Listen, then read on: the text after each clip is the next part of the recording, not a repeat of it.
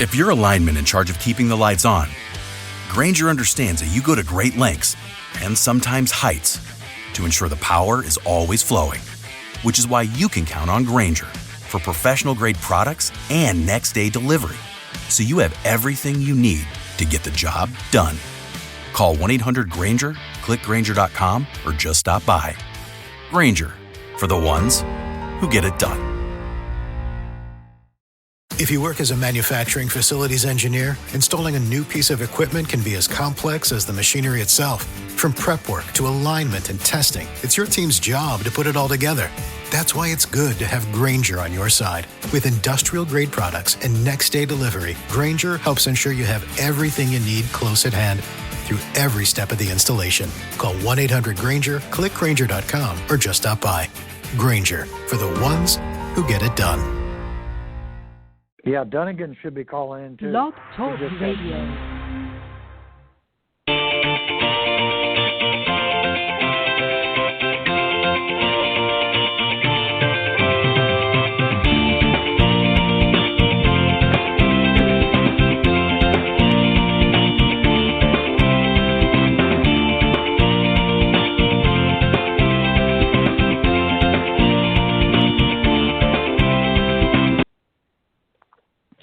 I think I'll cut that off. Something's wrong with the audio tonight. Good evening, everybody, and welcome to Golf Talk Live. I'm your host, Ted Odorico. Got a great show for you tonight, and I want to thank you all for tuning in. Just waiting for one more of the panelists to come on the Coach's Corner panel, but got a great show for you tonight. Got actually 5 gentlemen coming on Coach's Corner tonight, a little bit larger than I normally have here, but not to worry. We'll rotate things around as best we can. And then a little bit later on in the show, I'm going to have my very special guest from UFO Tour Golf, Mr. Stephen Hopkins. He's the president of that organization, and he'll be joining me on the second half of the show. But in the meantime, let me just remind everybody that we are live on Thursday nights from 6 to 8 p.m. Central. And that's 7 to 9 for you on the East Coast, and 4 to 6 for those of you on Pacific time. Best way to find us, go to blogtalkradio.com/Golf Talk Live, or just type in Golf Talk Live up in the search key, and that will bring you into the main page. And you can listen to the show either live on Thursdays, as I said, from 6 to 8 Central, or you can scroll down a little further down the page, and you'll see the on-demand section. So for those of you that can't join us live here, you can tune in whenever it's convenient for you, and you can listen to the recorded version at a later date. Also, we'd love to hear from you on the show at any time. You can speak or call into the guests. The number is area code 646-716-4667, or you can email any questions or comments to me at ted.golftalklive@gmail.com. And if you're interested in coming on the show, if you're maybe somebody in the golf profession, whether you're a teacher or coach, or maybe you've got a great product out there or service that you've offered to the golf community, would love to hear from you. Reach me at ted.golftalklive@gmail.com. And it sounds like one of my guys is outside because I'm getting a lot of wind feedback, so whoever it is, stop. Anyways, but also you can get updates on social media at facebook.com/Golf Talk Live blog, and also you can follow me on Twitter at TenandBuckCEO. Is the best way to reach out as well. As I mentioned, we're going to be starting off with a great Coach's Corner this evening. My very special guests are Clint Wright, Chuck Evans, John Dunnigan, Tom Stickney, who we're just waiting for, and Brian Dobbie, who's most of which have all been on the show before at some way, shape, or form. And I'm going to read out just a little bit about each of them, and then I'm going to bring the guys on, and we'll begin the discussion. Clint Wright is a 30-year member of the PGA. He's a partner at TGM Golf and a big proponent of the R3 approach, and one of the best, in my opinion, covering the short game today. Plus, one of my favorite guests and panelists here on the Coach's Corner, has been on many, many times. Chuck Evans, also been on a number of times on Coach's Corner and also as a guest as well. And he's a Golf Magazine Top 100 teacher, Golf Digest Top Teachers in America, and Top 50 Growth of the Game teacher as well. And he's also the Executive Director of Instruction for Medicus Golf Academies and the owner of Chuck Evans Golf. Also welcoming back, hasn't been on the show for a little while, John Dunnigan. He's a PGA Master Teach Professional. He's also a Golf Magazine Top 100 teacher, and he's also on the advisory board for the Certified Coaches Association. He's also certified in laser optics putting coach and TPI certified as well. And Brian Dobbie, a good friend as well. He's been on the show a number of times, not only in Coach's Corner, but also as a guest. He's a PGA member and currently the Director of Instruction at the Montclair Golf Club in West Orange, New Jersey. And some of Brian's accomplishments in the New Jersey PGA include the 2005 Assistant of the Year Award, 2010 Junior Golf Leader Awards, and also the 2015 Junior Youth Development Award. And he's also recognized by Golf Digest as one of the top 10 teachers in New Jersey. And last but not least, as I said, we're just waiting for him to come on board, is Tom Stickney. He's been on as a guest before as well. He's the Director of Operations at the Vidanta Golf Academies, and he's a 23-plus year veteran as a full-time instructional experience. He's also a Golf Magazine Top 100 teacher, Golf Digest Top teacher, and Golf Tips Top 25 instructor. And guys, welcome to Golf Talk Live and to Coach's Corner. Glad to be here. Hey, Ted. Hey, everybody. Good to be here. Hi, All right.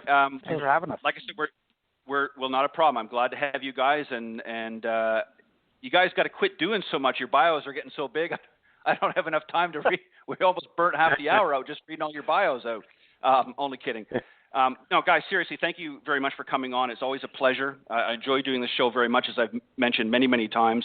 And as I said, we're going to wait. I have a feeling that maybe Tom might have got mixed up with the time a little bit since he's in a different zone than we are. But we'll keep a spot for him here just in case. But I'm going to get the conversation going, if you don't mind, guys, just to keep things rolling along. I want to talk about, and Clint, if you don't mind, I'm going to throw you under the bus first, as always. Sure. There you go.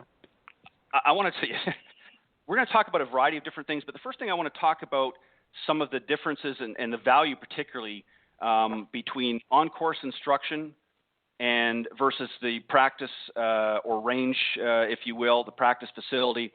Talk about some of the pros and cons for each, if any. And I want to do this a little bit differently tonight, guys. I want to talk to you guys with respect to our amateurs and maybe some of our higher caliber or low handicap players. What are some of the differences between the two? Should the lower handicap have more range time versus on course, or the other way around, and vice versa for the other? So, Clint, I'm going to let you start the conversation, and then Sure. We'll go down in order. Chuck, John, and Brian rounding it out. Okay. Chuck, it's really simple. I don't think there's any negative about either one. I think they both have a very clear purpose. And one of the things that I do is the on range or the practice facility. I'm wanting to make sure that the student is from a technical standpoint and fundamental standpoint sound. I want to work on their technique on the range, making sure that they get proper ball contact and ball close, up and runs, up in the air. They get a litany of shots that they have available to them. Then the next step, once we've got that covered, I'm going to take them on the golf course or to our practice short game area that gives us a number of different shot scenarios, and then start talking to them about how they're going to make a decision on which one of their shots that they have perfected will give them the best chance of getting the ball close in that particular circumstance. So I don't see a negative about either one. They both have clear purposes. I use the range area to make sure that they're fundamentally sound, and then we go to the golf course scenarios to help them be better decision makers on what shot will help them get the ball on the green particularly, and then, how close they might be able to get it. So to me, spend a lot more time in playing situations versus hitting. Get them fundamentally sound, and I don't care whether they're a beginning player, average amateur, or the advanced player. I think that obviously as an instructor, we're going to spend more time being fundamentally sound with the beginner. The more advanced player, we're just going to make sure that they're that way to help them maintain their ball striking and then put them in game situations as much as we can. Right. Chuck, I'm going to move on to you as well. Same question, but I'm going to add as I try to do, add just a little bit of a twist. Do you try to find a happy balance between the two perspectives, on-course instruction, as Clint just pointed out, and where do you decide, or how do you decide when more of one or the other is needed? What is your formula that you work with? Well, it depends on the player. If I've got somebody that that's not going to practice, but they want to get better, they're not going to spend a lot of time on the facility and on the range, so we spend more time taking what they currently have, taking it to the golf course and giving them options. This is what your current ball flight is. This is what you're doing here. So if you play the hole this way versus how you're playing it, they'll lower their strokes there. With the better players, I like to see them on the golf course because I want to see how they're thinking, what kind of shots they're playing, and I don't want to take them to a golf course they know. I like taking them to a golf course they don't know. It's a better decision-making process out there. And you can really see their thoughts because I have them talk me through it. What are you thinking about? What do you see in this hole? What kind of shot? Same thing with the elite juniors. We'll take them out and we'll give them a variety of short game shots on a hole, and we'll have them hit different shots from the same area, but different shots, and then we will pick the one that has the highest margin of success. Hitting the 27-yard flop shot over a bunker to a front pin is not a very high success ratio shot. So, but they all want to do that, so they have to know how to do it. So we give them other options. All right, now I'll let them hit the shot they want. I'll give them 2 or 3 more options, and I'll say, okay, which one has the highest probability of success, and the most frequent time, and that's kind of how I do it. Right. Well said. John, I want to, again, I'm going to just mix this up just a little bit because both Clint and Chuck raised an interesting issue. Obviously, it depends on the player, but it also depends on how much practice time the individual is going to put in between lessons, correct? Well, sure. I'm trying to make practice more like play whenever I possibly can, but, the guys pretty much nailed it. With a less skilled golfer, they might at first get more repetition, but then after that, we start mixing it up to more like what they're going to have to deal with on the golf course. It's an enormous deal that we have to get them practicing whatever time they do have, more like how they're going to play. And then Clint was talking the decision-making process, and I'll tell you what, unless you're working on some kind of mechanical swing change, if you're not going through the decision-making process, you're not practicing.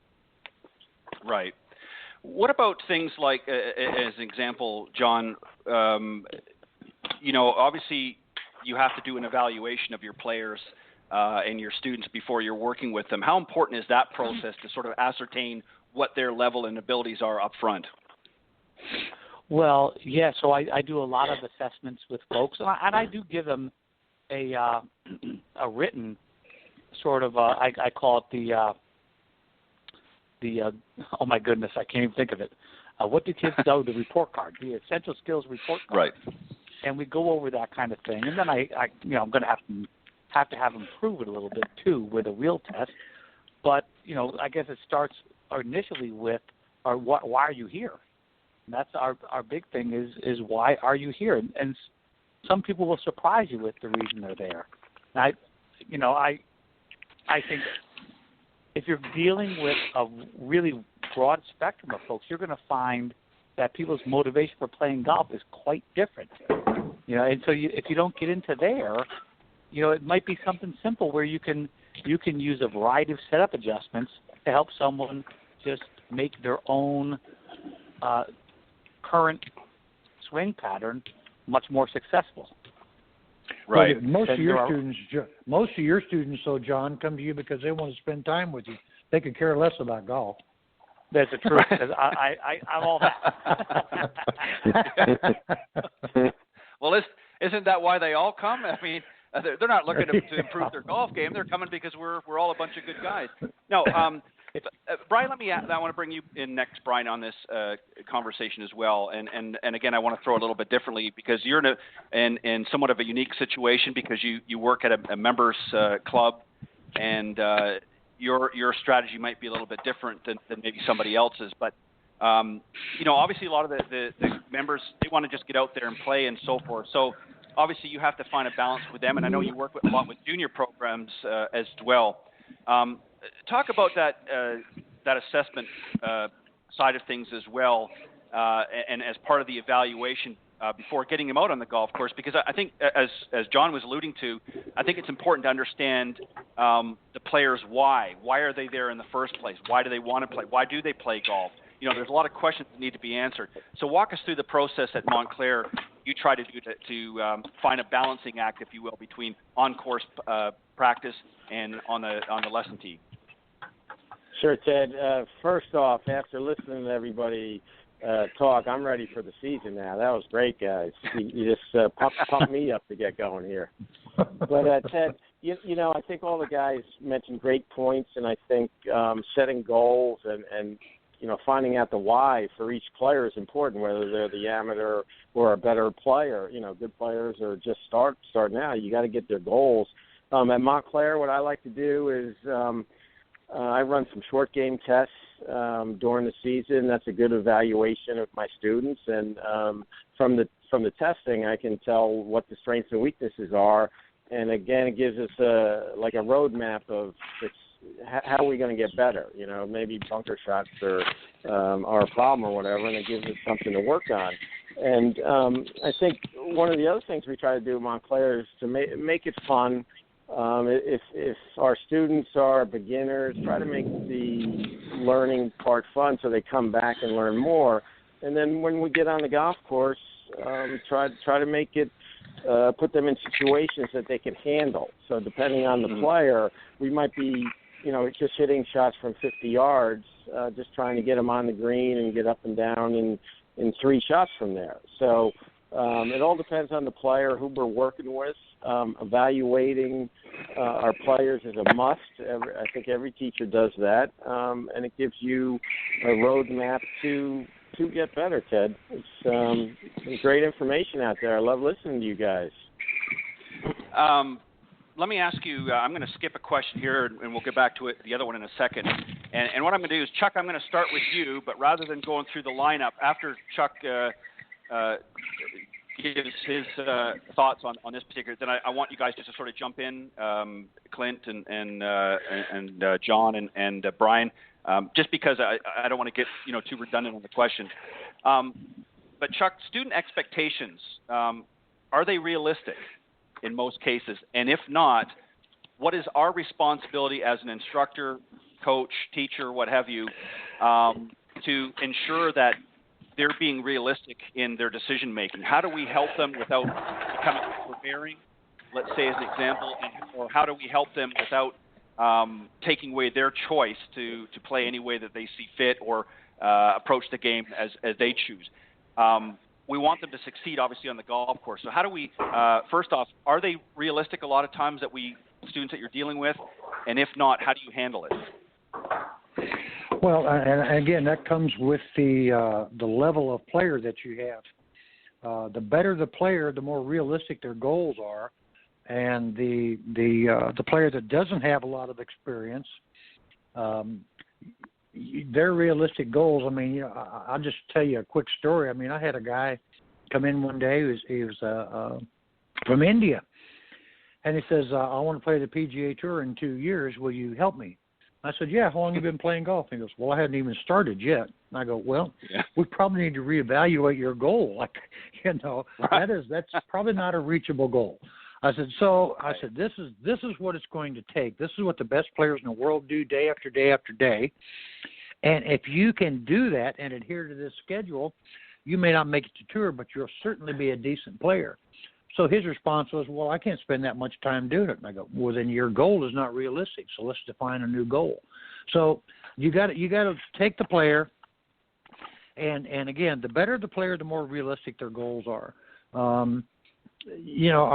John's worked with several, and you guys have all worked with several high-level players, PGA Tour players, and they have a goal, and it might be to be in the top 50, and they're currently 154, whatever they are.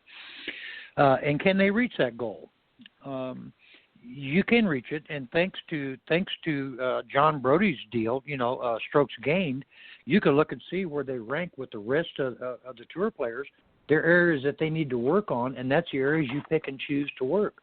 With the more rudimentary golfer, they may say, "I want to be scratch in a year," and they're a 25 handicap. Right. The way I tell them, I said, if par is 72 and you're a 25 handicap, your par is 97. So when you go out there and you shoot 96, instead of telling yourself you're 24 over par, you just tell yourself, I'm 1 under my par. Your par is 97. And that's how you're going to work your way down. And we develop a plan for that. So, well said. Chuck is so smart. But at my place, the lesson doesn't begin until expectations are laid out. You know, like I get a lot of. I teach 90% competitive juniors, high schools, college, and a bunch of mini tour folks and that kind of crap. Everybody's got to have the expectations. For one of them, if you don't explain what are the expectations, what does learning look like? People don't even know what that looks like, much less, okay, so I got a new student and he wants to make his high school team. And I say, okay, well, here's what the other kids that are playing high school shoot. Now, at his school, you pretty much have to shoot right around par to make the team, 9 holes, which is that's pretty aggressive, but that's just how it is. If that's going to be how it is, that's going to be how it is.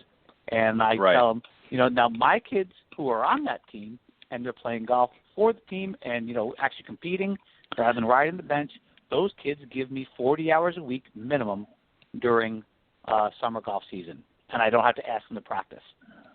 That's what's required. Then I'll help them with laying out all the type of practice is that's pretty easy. But having the expectations but set immediately goes a long way, and the parents are in on that too. So I get to set the parents' expectations properly as well. Right. Again, well said. You had the expectations, but then you get the goals from them. What is your goal? How are you going to achieve that goal? What's it going to take? It's like John says, they want to play high school golf. Well, that's a goal. Okay, now what steps do you have to take to achieve your goal? And those have to be stated pretty clearly. It can't just be, well, I need to shoot 72. Well, how are you going to shoot 72? I need to hit my driver farther. How are you going to hit your driver farther? I mean, it all has to go. It's a trickle down effect. So. Right, Clint, and I want to Clint and Brian. I want you guys to jump in here as well. Yeah, let me throw something in. These guys are all right. I mean, as far as your expectations, but one of the problems that I see with a lot of mid-range players or top-line players is not their expectations, but their perception on how good players play. They're a little confused on what makes a good player. So what I do with my juniors is I make them go to the PGAtour.com and go to the stats area and begin to do some study on how these guys actually play. Perception is so far off from reality. And they start wondering, okay, these guys are not there hitting 13 greens around. I thought they were hitting 17 or 18. They only hit 12 or 13 greens. They only make 4 or 5 birdies around, but they still shoot numbers. So how are they doing that? And once they get a clear understanding of that perceived way a good player plays, then they can begin to establish their expectations at their level of play. I find a lot of these kids go out, heck, if they don't go out there and hit 15 greens around, they're upset. Yeah. Well, that's a pretty good ball striking round if you truly understand how the best players play. So I try to make them understand what a good player does. Then they can set their expectations based on their level of play today with a game plan or a roadmap, whatever you want to call it, to make those expectations come closer to how a good player actually plays. So I think the expectations definitely need to be set, goals need to be set, but they need to be based in reality of what a good player actually does. And I'm sure these other guys here are doing that with them. Say, here's how good players play. Now, what do you got to do to be like one of them? But perception to me is where I start with it. How do you think, and I ask these kids, how do you think a good player plays? What do they do? How's their round go? How many fairways are they hitting? How many greens are they hitting?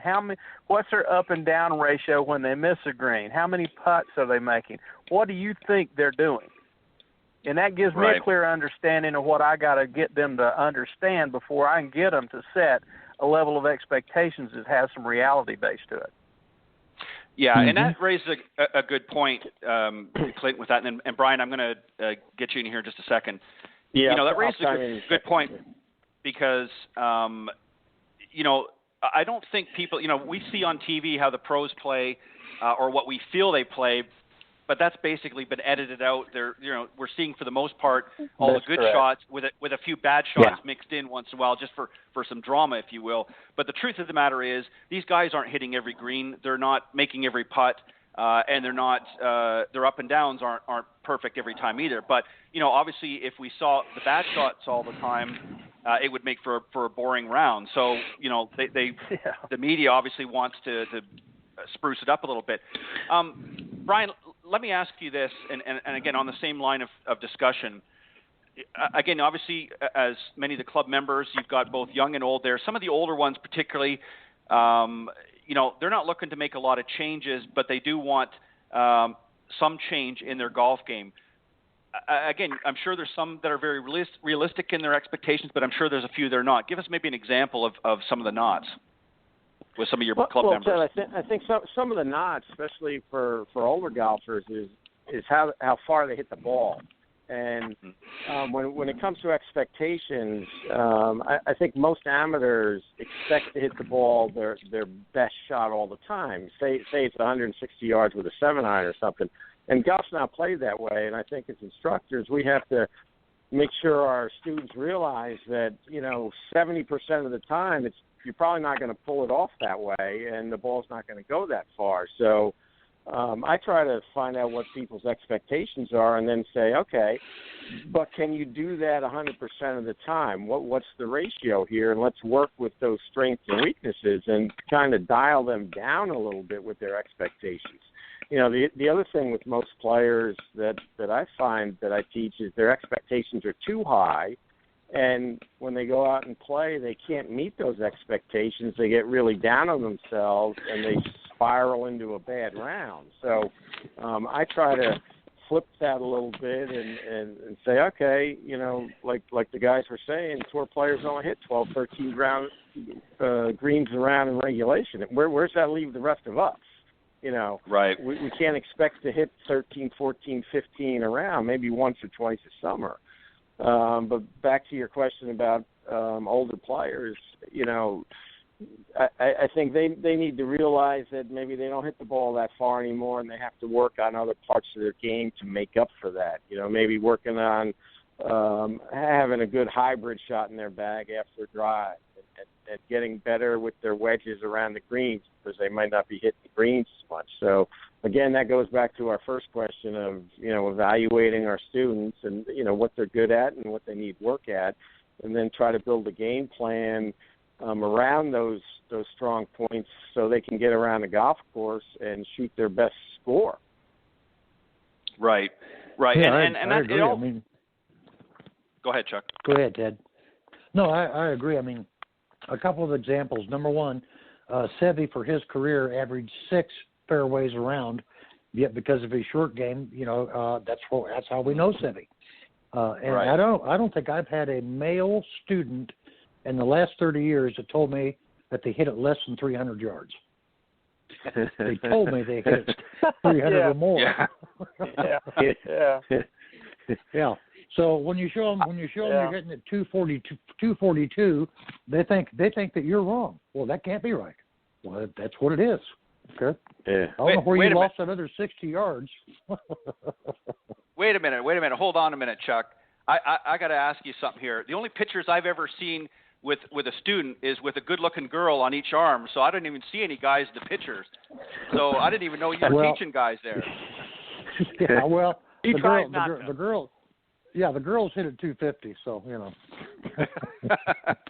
All right, this is a question I've actually asked some of the panel. Clint, you may have even had this one on a time or two before, but I thought this was kind of an interesting question. Somebody sent this in a long time ago and wanted me to pitch this to the panel, so I periodically throw this in here.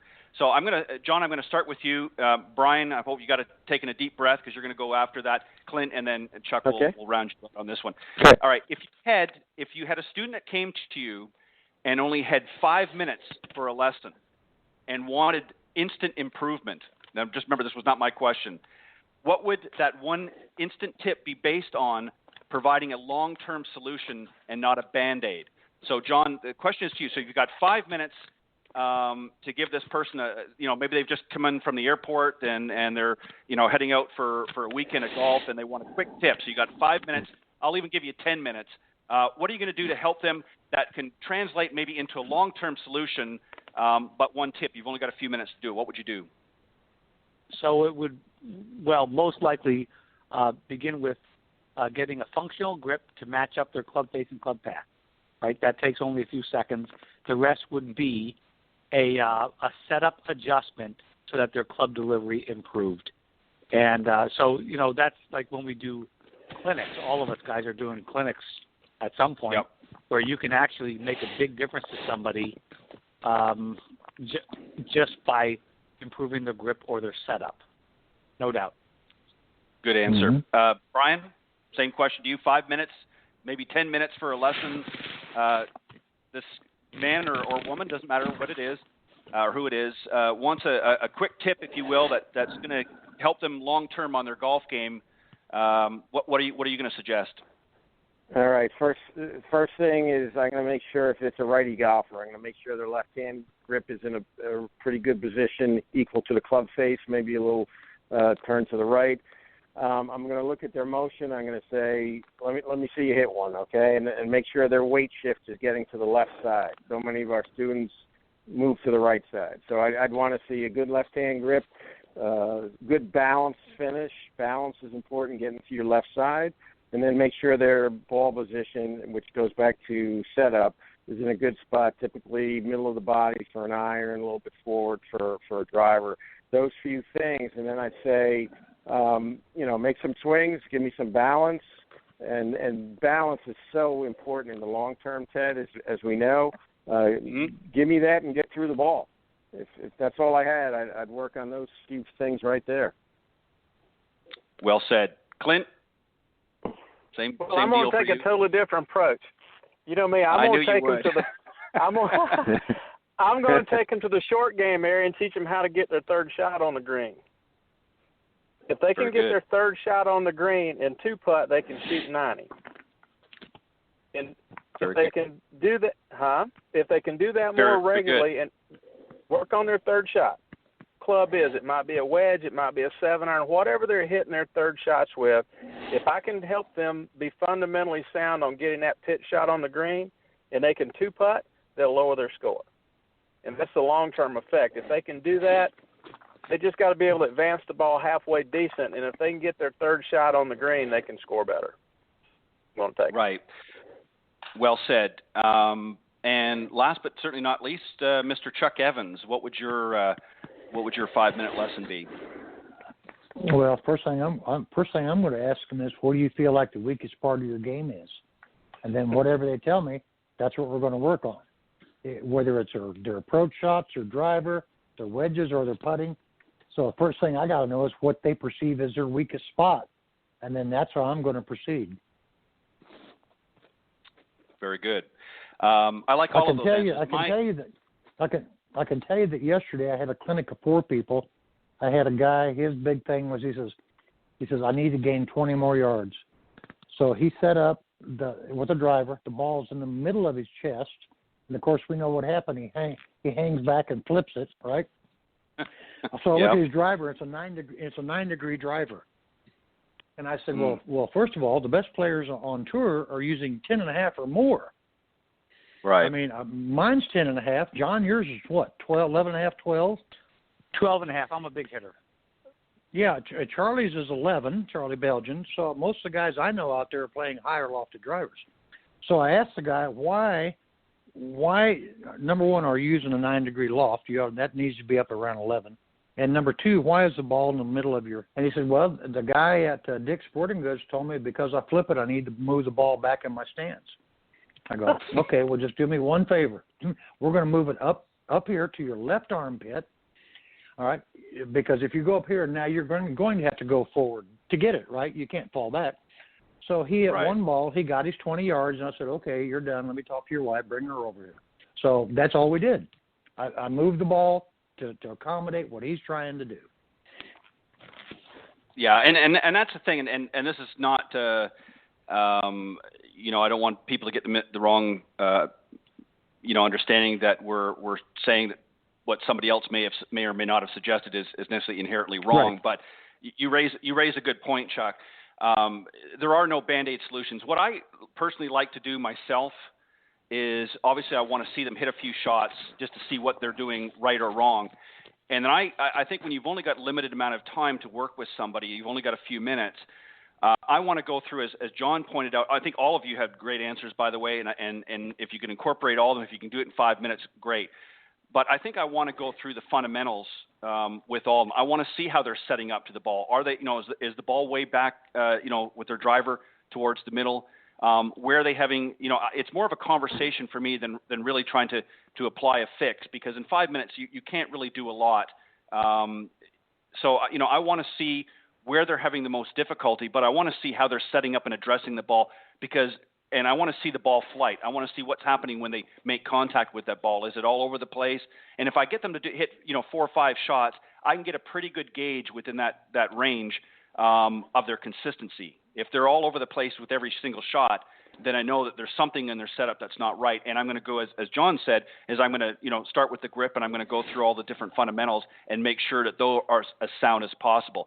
And then I'm going to encourage them to come back for a little longer lesson than 5 minutes, and we can work on some of the things that I may have pointed out. But great answers, guys, and there's really no right or wrong answer here. It's all based on the individual player. So, you know, each person's different, but you all had some great answers.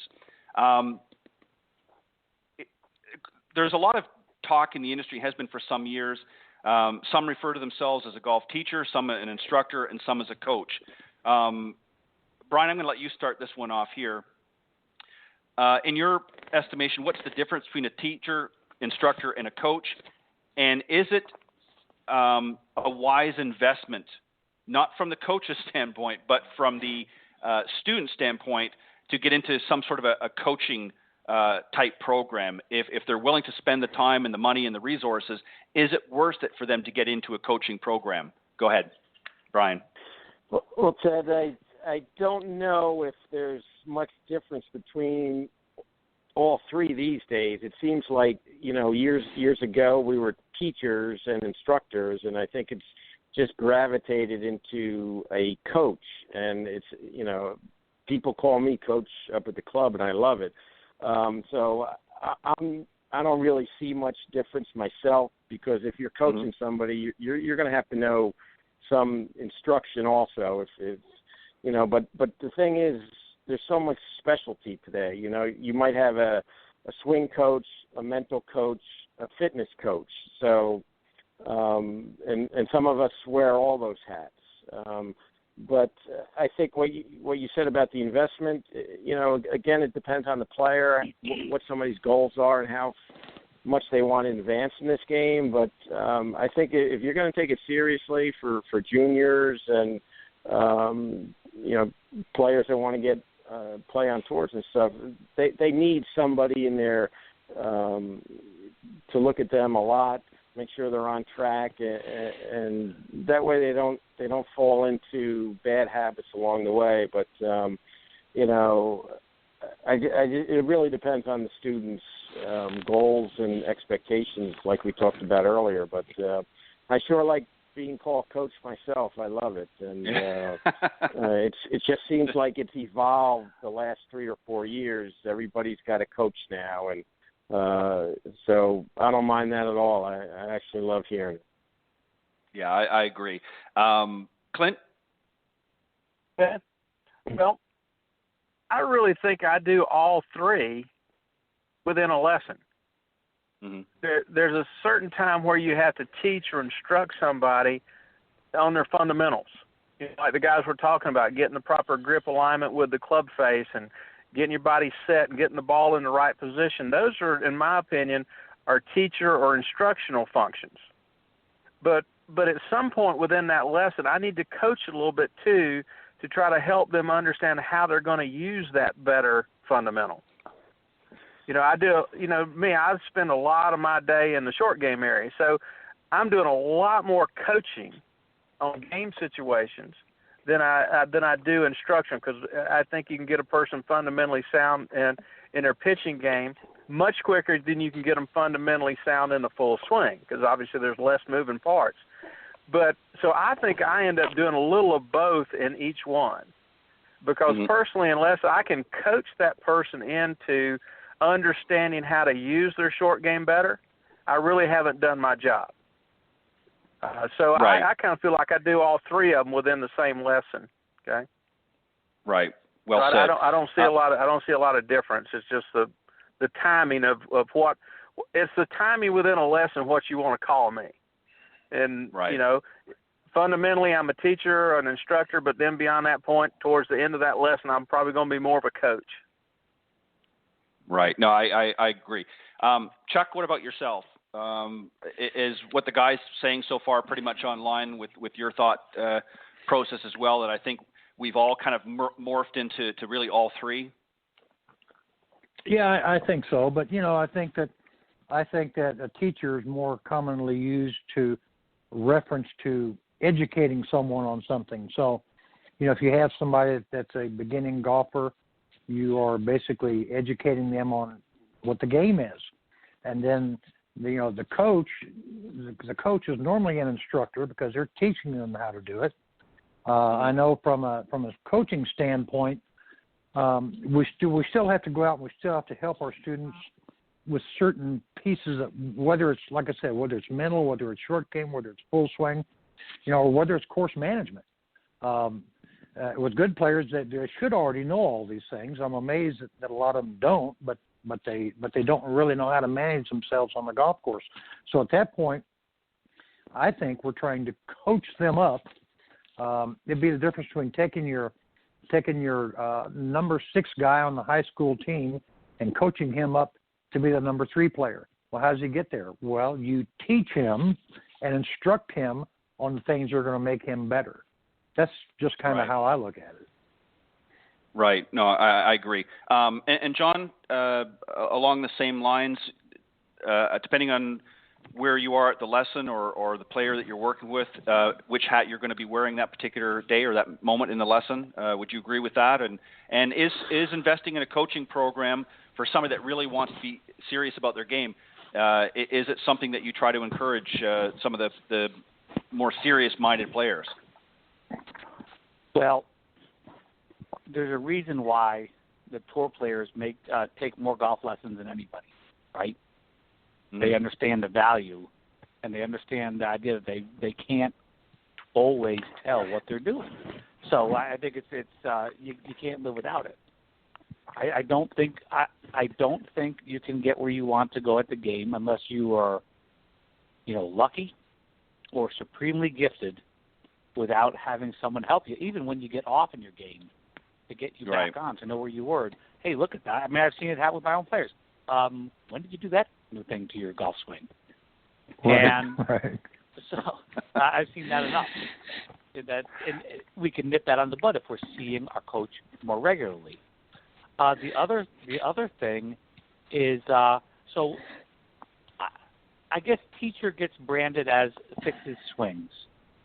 I guess that's the argument we have for coaching versus teaching. I consider myself a coach. People call me coach as well, Clint, which I love. And the coach, and the way I look at it, coach will teach. He'll talk about and help work through problem solving on the fly, coaching how to deal with the mental game of golf. He'll mentor his people. And the list goes on of all the things that a coach does. But I would say that people who are known as teachers probably have to delve into all those different hats, if you will. Right. And again, well said. I think the other thing too, guys, is this.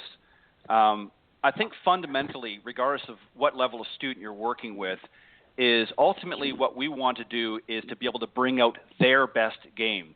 I think one of the common things I'm sure we've all seen at some point or many times throughout our careers is a player will come to you and want to mimic somebody else they've seen on tour, or maybe it might even be, Brian, in your case, maybe the club champion who wins every year, people say, well, I want to play more like him. But the truth of the matter is we're all different and unique individuals, so we have to play to our strengths and our weaknesses.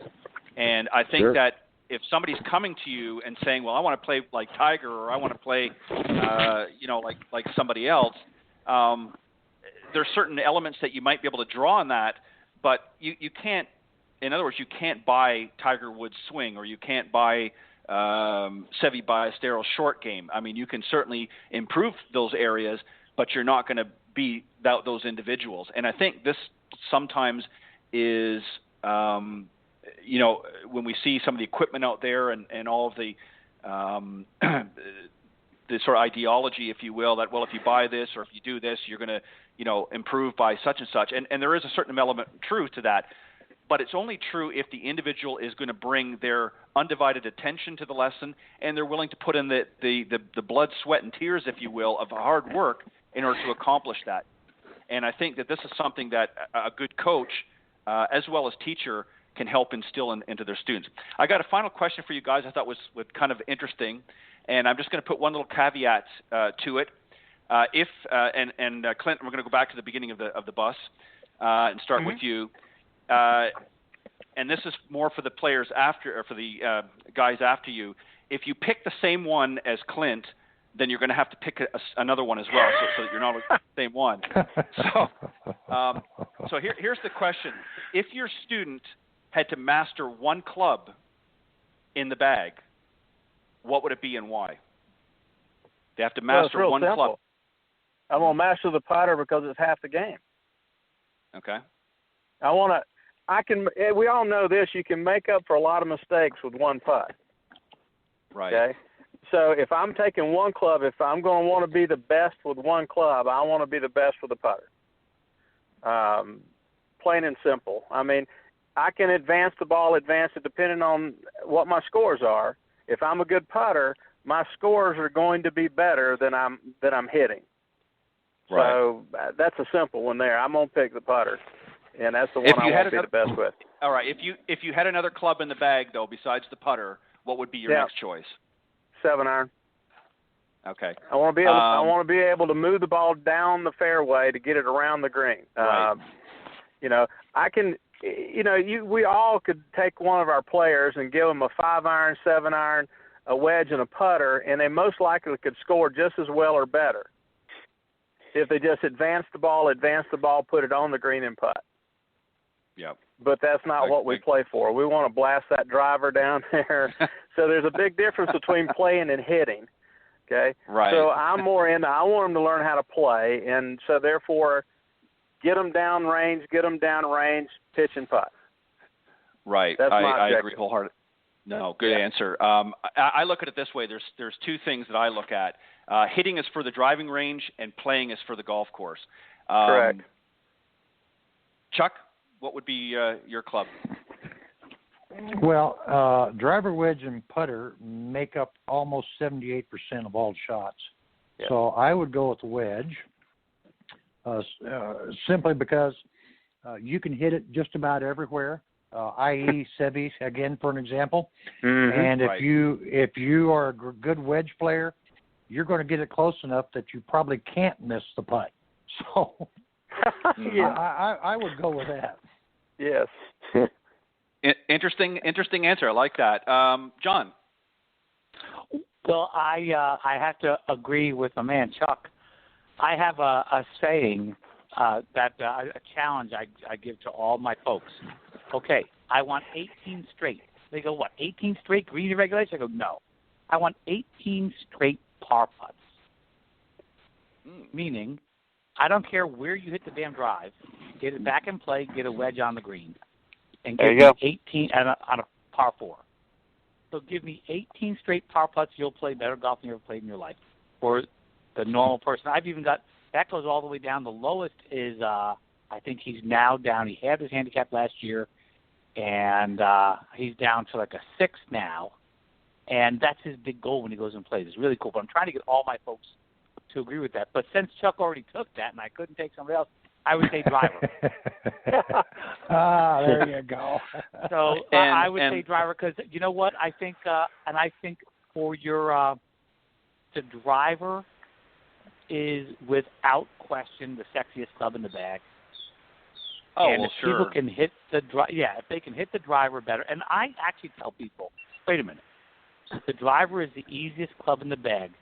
You get the same lie every time. You never have to deal with it above your feet. Well, at most golf courses, nothing changes. You can have a driver swing, but with your approach shots, you have to be able to hit a little fade in this condition, or a little draw, a little low ball flight. But with your driver, you can actually just hit a stock drive. So it really should be the easiest club. And that gives us, one, it feels better. It's much more fun to hit the ball in play. But that gives them a large leg up on doing what I think it was Clint was just saying it. Just take the approach shot and dance the damn thing down near the green. And, then what Chuck said, just use our wedge and putter. There's all four right there, and we have one hell of a golf game. That's right. Brian? Ted, this wasn't the question I wanted to go last on, but I'll take the challenge here. You guys just covered the driver, wedge, and putter. And Ted, as we all know, those three clubs are priceless. Try to master all those three. Spend as much time as you can on all of them, and you'll be able to play this game. There's an old saying, though, along the lines that I like to use is, he who rules the short game rules the game. And I'm going to pick another club, but everybody talked about that wedge and the sand wedge. They're priceless clubs to learn how to use, and unfortunately, it's not flashy, it's not sexy like I heard before. We all want to hit that driver, but if I got to pick a club that's different than the other ones, I'm going to pick the hybrid, and I'll tell you why. I think in the game improvement clubs that we have today, to me, in my mind, as good as the driver has gotten, it's got a lot to do with the golf ball also. But I think the most game improvement club there is the hybrid, where you can take a club to replace a 2-iron, 3-iron, and 4-iron, and you can carry something 180 to 210 or whatever it may be, nice and high, and it feels like a 7 or 8-iron. That is a club I would master, because its technology for that one club, the hybrid, has come such a long way compared to what we used to have to hit. And we all know what it was like to swing a 2 and a 3-iron and a 4-iron, and so I would pick the hybrid if that was, since I'm the last one to answer this question. Master that hybrid. It's a fun club to hit, and if you can master that, you can get around any golf course. For sure. Certainly, last but not least, and I see that unfortunately he's at the end of the segment, but Tom. Welcome to the show. I see you finally made it, and I'm not sure if it was my fault with the time or not, but I don't know how much of the conversation you picked up, but I'm going to give you the same question, Tom, as I gave the others, is if you had a student that had, and you gave them one club in the bag that you wanted them to master, what would that be? Well, I apologize. I think it's at 5:50 Central Time, so I apologize. One club to master. I think for me, I would say, master. Gosh, I've heard the rest of them. Master your fairway woods. That way you've got a chance to at least get it off the tee if your driver's going sideways, or you have a chance to hit something down the fairway a little bit. A lot of people just cannot hit these and end up playing around them. So if they play around them, they're pretty much wasting their time. So I would say master some of your fairway woods. Right. Well said. Guys, I don't know if you remember this, but this was many moons ago. It was, I think, when the Golf Channel sort of first came out, and there was a gentleman, and I may have the name wrong. I think it was it Wally Armstrong? Is that name right? He had a lot of training aids, ex-tour player. Right. Yeah. Right. Mm-hmm. Well, he shot. There was a young lady with him. I don't remember who it was, but anyways, there was a video that they had, or a segment on the Golf Channel when it, probably one of the first years it aired, and it really alluded to this. And he went around and he played 3 holes: a par 5, a 4, and a 3. and the only thing he carried with him was a 7-iron, a wedge, and a putter, and he shot 1 under for 3 holes. And what was interesting was he basically proved what all of you have said, is that, you don't have to bomb at 300 yards down the middle of the fairway. I mean, that's great if you can, but as long as you can hit it straight, even if it's only 150 yards, which I think was about that time when he was hitting the 7-iron, and just hit that a couple of times and get on the green. And if you don't get on the green, a good wedge shot in for a putt, you can par just about any hole. And I realize that was a number of years ago, and some of the holes are longer now. But I think that goes true to what we were talking about here, is that you don't have to, as sexy as the driver is, you don't have to bomb at a mile. You can use a hybrid, as Brian talked about. Your fairway wood, as Tom just mentioned. And certainly you want to master the wedges, I think. And Clint, as you pointed out, the putter. Putter represents half your game right there. So, it really it goes to, I think, what's important to you as a player, where your weak areas are, focusing on, and obviously the short game, I think, is where most of them need to focus on. Tom, I'm going to give it, if you guys are willing to hang around for just a few extra moments, I'm going to let Tom talk here. Sure. And Tom, what I'm going to do is I'm going to have you come back again on another panel discussion when we have more time. Unfortunately, I've got a guest coming here in a little bit, but we've got a few minutes left, and then I'm going to give you all a chance to let the folks know how they can reach out to you if they want. Let's talk about the shot. You know what? You know what, Ted? Let's just let Tom talk, since he didn't get any of it. I know he likes to talk anyway, so let's just let him handle it from here on. All right. Well, Tom, this question's for you. We talked to the guys were just talking about, and you jumped in here about the club, what club you'd want to master. But I think everybody, Nicholas had one, and most of the tour players have that sort of stock shot that they can count on. If you're working with a player,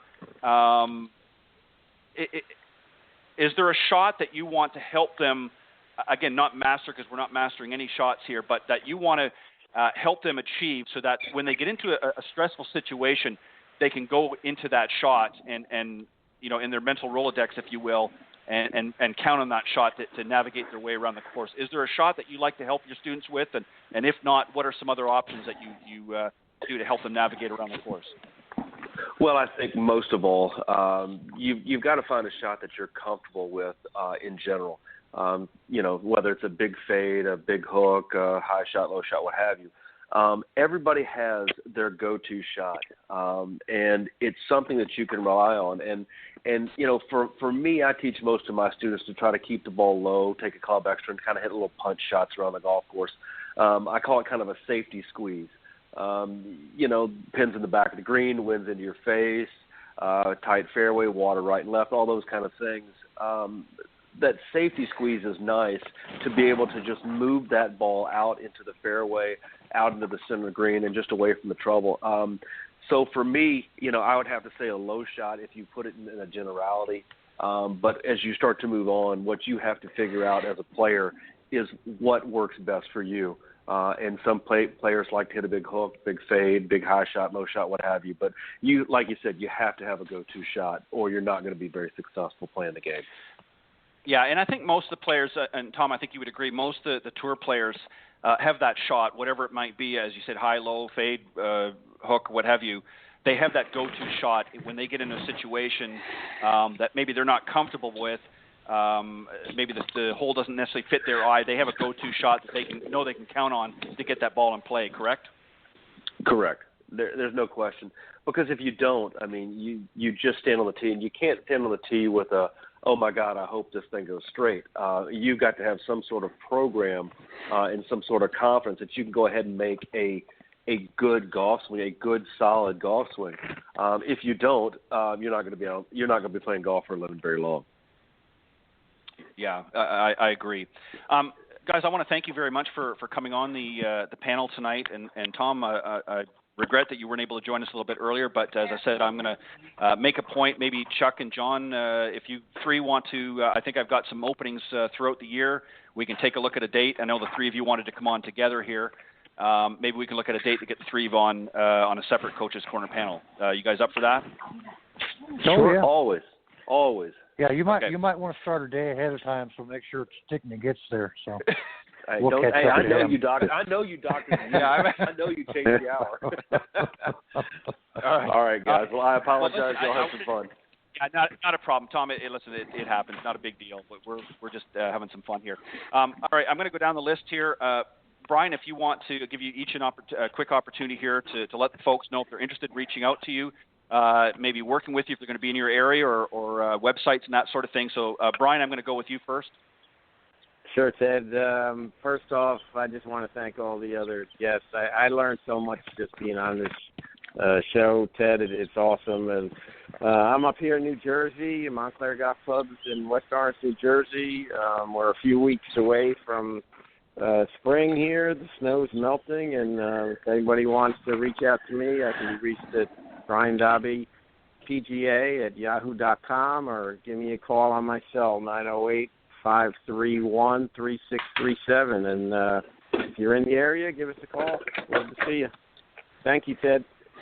You're welcome as always, Brian, and I'm looking forward to you moving south here one of these days soon, so you can play all year round. But I know you're enjoying up at Montclair. I know it's a great facility up there, so take it in while you can. But think of us down here in the south, maybe for future plans. But always a pleasure, Brian, having you on the show. It's an honor. My good friend again, Clint. Ted. Not a problem. Clint? Yeah, Ted, again, I appreciate being on with everybody as with Brian, but they can get in touch with me with Clint Golf 001 at yahoo.com. And we're here in South Carolina. The weather's perfect. I mean, everything's warm, and we're playing golf every day, man. So just remember that, Brian. You're always welcome to come to South Carolina. Clint, I'm actually coming down there on Monday, so I'm looking forward to that 75-degree weather. Well, it was 83 here yesterday, so I'll bring my sunscreen. There you go. But again, everybody always just remembers about the third shot. That's the one that counts. So if you can get that third shot going, you'll be fine. So thanks again, Ted. You're welcome, Clint. Always a pleasure to have you on. John. Yes, sir. Well, thanks John, for having us all on here. And guys, very nice to be on here with you. You can reach me at johndunnigan.com. Dunnigan is Dunnigan. And I'm in Pennsylvania, just outside Philly, at lovely White Manor Country Club. And I'd love to help you if you're interested in getting better. I only take competitive students, though. Morning. Perfect. Perfect. Chuck, go ahead. You're next. Yeah, I'm in 55-degree Phoenix, Arizona today with 2 layers on all day on the tee. But they can reach me through chuckEvansGolf.com, email, phone number, everything up there. I enjoyed being on with all you guys, and I look forward to coming back on with JD and Stickney here. Just said, what in the hell is that, Tom? Is that your phone? No, nobody calls me here in Mexico. I think he's trying to condense your answer. Yeah, and nobody comes. Is tan and beautiful. And nobody comes to see you. It's too hot. No. Vidanta's a great place down there. It's really great. All right. And Tom, go ahead. Yeah, if you want to reach me, you can reach me at tomstickneygolf.com. That's the easiest way to do it, or on Twitter at tomstickneygolf. And as I said, I'm sorry I missed the time, but we'll look forward to talking to you guys another time. Not a problem. Again, guys, thank you very much. As always, I appreciate you giving of your time here in the Coach's Corner panel on Golf Talk Live. It's a pleasure. I too, much like Ron, I always feel I learned something here that I can apply in my own teaching and so forth. But it's just a real pleasure having a group of experts like yourself on the show, and it brings some great value to the program. And I know that the listeners enjoy it as well. So, guys, God bless. Thank you very much for coming on the show tonight, and I look forward to having you back. And Chuck, John, and Tom, Clint, and Brian, I know you're going to be back as well, but I'm going to get you guys, 3 of you, on a separate show on a Coach's Corner, and give Tom a chance to redeem himself. All right. All right. Sounds good. See ya. All right. Thanks, guys. Thank you very much. Right. Thanks again. Take care. See you guys. Take care, guys. Bye, guys. Bye. Later. Bye, guys. Bye. All right. That was the Coach's Corner panel. Brian Dobbie, Clint Wright, Chuck Evans, John Dunnigan, and rounding out the panel, of course, Tom Stickney. But moving on, I've got a very special guest tonight. Been looking forward to having him on the show.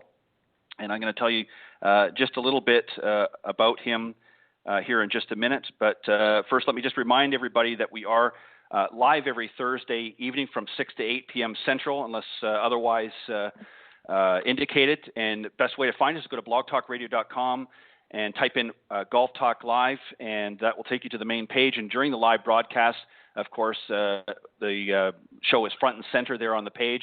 But for some reason, if you can't join us and you want to maybe listen when it's a little bit more convenient for you, you can just scroll down the page at blogtalkradio.com/Golf Talk Live and visit the on-demand section of the page, and that's where all of the previously aired shows are auto-recorded, and you can listen to them when it's convenient for you. And don't forget to follow me on social media. You can find me on Facebook, my personal page, or the Golf Talk Live blog page is on facebook.com. You can just go there, type in Golf Talk Live blog, or you can follow me on Twitter at Ted and Buck CEO, of course, in capital letters. And thank you for all of the recent followers on Twitter. And I update, of course, the show every week on all of those different, and LinkedIn as well. Sorry, I keep forgetting to throw LinkedIn there as well. As I said, my special guest earlier in the show I mentioned was going to be Stephen Hopkins. He's the president of UFO Tour Golf. I'm looking forward to having him on here. And let me just read a little bit about Stephen, and then I'll bring him on to join me here for some great discussion about UFO Tour Golf. Stephen and his father, partner, and project coordinators were either former or current PGA members. They're based in Seattle, but have their main base in Hong Kong, where his partner oversees their two factories. They've been a sourcing agent to the PGA Tours, players, and corporate sponsors for 9 years, along with apparel and their PRG accessories. They have a unique ability to build as little as one single bag, golf bag, or thousands of bags. So they've got quite a facility over there in Hong Kong. He's going to talk about that when he comes on. And being a designer himself for the past 30 years, he's brought their business public 6 years ago to give them the same product that they produce for the tours worldwide. So these wanted to expand, of course, their business. That being said, as he mentioned, the core of their business is brand and corporate sponsor based. They're also proud to be featured by the 2016 ESPN Holiday Gift Guide. James Achenbach, senior writer for Golf Week at the 2015 United States Open and provider for the 2016 Rio Olympics. Their mission at UFO Tour Golf is to give you, the consumer, an unparalleled visual promotion by using only the finest golf products in the world. And just as with their friends that they have made over the years, they believe in building relationships, and they look forward to building their next relationship with you. So without further ado, let me bring on my very special guest, Stephen Hopkins. Good evening, Stephen. How are you doing? I'm doing very well. Yeah, we finally meet. Thank you very much for coming on the show. I appreciate it, and I hope I got everything right there. We got lots to talk about, so let's just jump right in. And the obvious question, I think, to start things off is, why did you name the company UFO? How did you come up with that name? Well, it's funny. One of the neat things that's happened over the years is I know when I played my college golf, and attempted to be a player. I realized back in the 80s when this all happened, it was still pretty much a country club sport. And right. What's kind of occurred over the years is we're seeing a push towards customization. And people want to have unique. They want to have style. It's funny because they may shoot 110, but the reality is that they want to look good and have fun, smoke their cigars or do whatever they're doing to have fun with the game, and that's really what's kind of occurred over the last 6 years or so. We've seen that transition, and also I think with the upcomings of social media and the change that it's having on the golf industry landscape. People are able to get more visual. They're able to see more things happening, and I don't think people really realize how many wonderful small golf companies are out there doing fantastic work. And what social media does, it really gets their names out there besides the major brands. And we're obviously happy and thrilled to support all of them, but it's really a neat thing. So where UFO comes from, and maybe I'm crazy, I don't know, but when I looked at what used to be done, was if people, we'll use golf bags as the example, if people wanted to take their logos from their companies and they wanted to brand a golf bag, in the old days we used to call it spotting up. So they go to Titleist, to go to TaylorMade, or whoever the builder was at the time, or whoever they wanted to go on to, they would let you spot up on their brand builds. And then basically you were going to be alongside their branding. What we've tried to do, UFO just means that we're kind of unique to where we don't put our logos on anything we build, so we're unidentified. When we build a golf bag for somebody, whether it's a Gary Player or whether it's John Doe off the street, the whole bag itself is about it's a template for that person to have something special. It's not about us. What speaks for us is the quality and the look. And being a designer for 30 years, there's a certain look. You're going to call me crazy. We produce about, our factories produce anywhere from 8,000 to 12,000 bags a month. And doing that, the things that I'm involved with and my partners involved, anything that I have, I want my stamp on because there's a certain look we're after. And so, and my wife says I'm crazy and one day I'm going to have to stop doing this. But for now, I'm putting my stamp on it, doggone it. So anyway, but that's where it comes from. And the other thing that on the marketing side with Google these days, your Google Analytics got to be good, as you know. And so UFO is a very popular search word. And so you take all people had to do to remember us was to take UFO and put it with golf, and it was an easy find. And so the good news was within about 6 months, probably less than that, of being on Google, we were actually on the front page of Google within, it was literally a matter of months, which was great. So it's been a win-win situation for us, and but that's where it comes from. So in other words, we don't identify ourselves on the things we build. And I like that because and again, there's nothing wrong. I mean, Titleist and Callaway and all the big players out there. Obviously, it's part of their branding process, and I understand that. Yeah. But at the same time, I appreciate the approach that you guys have taken because it gives, especially if somebody wants to, have their own branding, whether it be corporate or otherwise.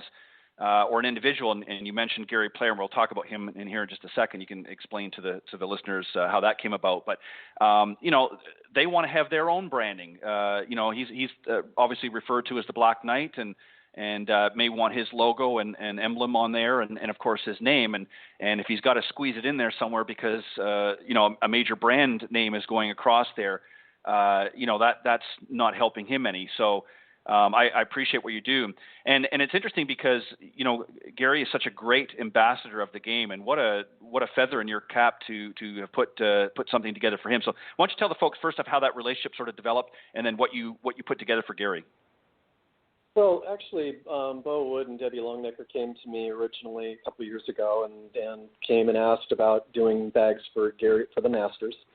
And obviously it's a tremendous honor. We do build for some special people in this wonderful business, and obviously he is one of the greatest and the greatest legends we've ever had in the game. I know my father just worshipped Gary Player, and also Gary Player brought health and fitness to the game, which is so important. But he's such a neat man, and where we were really excited, quite honestly, when they came to us was when we delivered the bag and got it there for the Masters. And Gary actually responded through Bo Wood, and Bo Wood they came back to us and told us that Gary said it was the finest bag he'd ever owned. And when that came out, that was one of the most feel-good things I think I've had in my entire lifetime. Wow. So, but these are special things for special people, and you want to do the right thing. And so it's always with the tour in general. As you know, it's with golf bags. Golf bags take a beating on the PGA tours and the LPGA tours and so forth.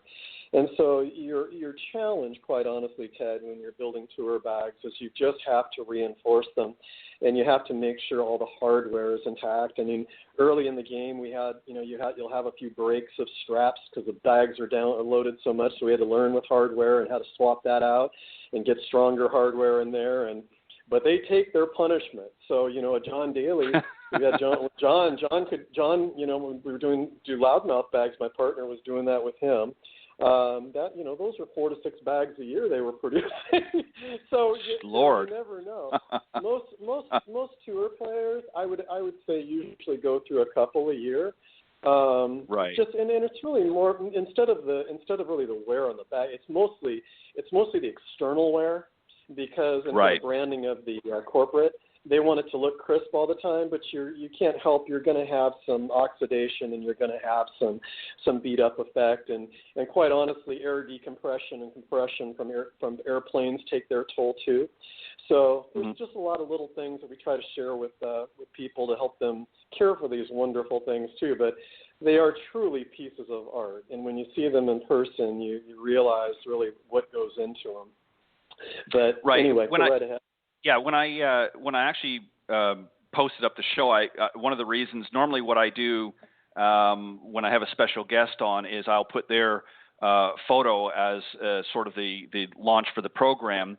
And so don't take this personally, but I actually put the photo of the 3 golf bags. We'll talk about that in a second. But up there, I want you to know I'm highly offended. Yeah. Well, yours is your photo's second. Your photo's second. So I'm just kidding. But anyways, the reason why I wanted to do that is obviously I know most of the people that are going to see it are familiar with your organization, anyways. But and see plenty through social media. But they were just such beautiful golf bags that I couldn't resist. And I thought I want that to be sort of the emblem, if you will, for tonight's show. So I threw that up there first, and of course the one that you sent me for Gary Player and a few others in there as well. But you know, they are literally. I mean, I've seen a lot of golf bags put out by a lot of different folks, including some of the major players out there, and yours, yours ranks way up there on the top of the list. Let me tell you, they're beautiful golf bags. That's very kind of you. Yeah, they are. Then they are generally they're literally works of art. Some very interesting styles and very interesting images and things like that you've used over the years with your various clients and corporate and otherwise. And it just really is a testament to the people working for you as well. We obviously mentioned people. Can I tell your folks one thing about that? Sure, you can. Yeah. You know, this will help people understand, because sometimes when they see these bags, it's obviously not an inexpensive production when you put these together, and it probably helps the people understand how these come to be. When we build bags in the factories, basically what you've got what are called sample rooms. There are 2 sample rooms, one sample room on each of the 2 factories that we oversee. And the sample rooms are where they build 1 to 5 bags. And, for example, if a major brand comes and wants to have bags built, the tradition has been that they'll get a sample bag will be put together to be proofed. And that proof, once we get the go-ahead, and then we're going to move ahead with a major production. Well, that's kind of where these, we call them sample bags. That's where these single bags that you see online come from. When I came to work with James, my partner, and being a designer myself, I had a lot of, when you're a designer, you can't help yourself, Ted. You want to do things nobody else does. And let's put it this way. Your factory owners may not always agree with that. Right. They may not love you in the beginning, but one of the things, give you an example of this, so when I first started to break things down and bring out some new concepts, one of the things that we're really well known for is running imagery, cropped imagery through panels. So running it through a lower panel into an upper panel, and that means you have to custom align it. Your people need to be adept at being able to handle that. And I can tell you that almost every factory that I know will not touch this, just because of how much is involved in having to try to match those kind of things up. And then you take into account in some of the building methods, obviously people know about embroidery, but we also do what's called custom applique. It's hand-cut and sewn piecing of fabrics to form images, just like you saw in those Bullseye sports bags you showed. Those are all pieces that have been sewn into the panel shapes. So when you put together these sample bags or single bags, there is an enormous expense, and quite honestly, it's the reason that factory owners don't want to touch them and don't want to have to mass produce them, is because there's so much time and energy involved for such a small margin. And that's really when people see these and they go, oh my gosh, it's a $500 or $600 bag. Well, it is a $500 or $600 bag because it's not where a Titleist has come to us or a TaylorMade or somebody has come and purchased 1,000 bags at a time and then sold them to retail. This is where somebody is specifically making a single bag for you, and then they got to ship it overseas to get it back. And so you have all these things involved, but, it's interesting. It is probably the most gratifying job in regards to customer appreciation, because I got to tell you, when people get the product, and I just got Bo Wood, I just got Mr. Player's Masters bag to him 2 days ago, and they got it, and they always call immediately and let us know that it's arrived, and they always tell me it's just like it was a Christmas as a kid. You remember? I don't know how old you are. I'm 51. Yep. So you're 53. How old are you now? 53. All right, so we're in the same genre. So you're going to remember this. You remember AFX racetracks? Oh, yes. Yeah, I do.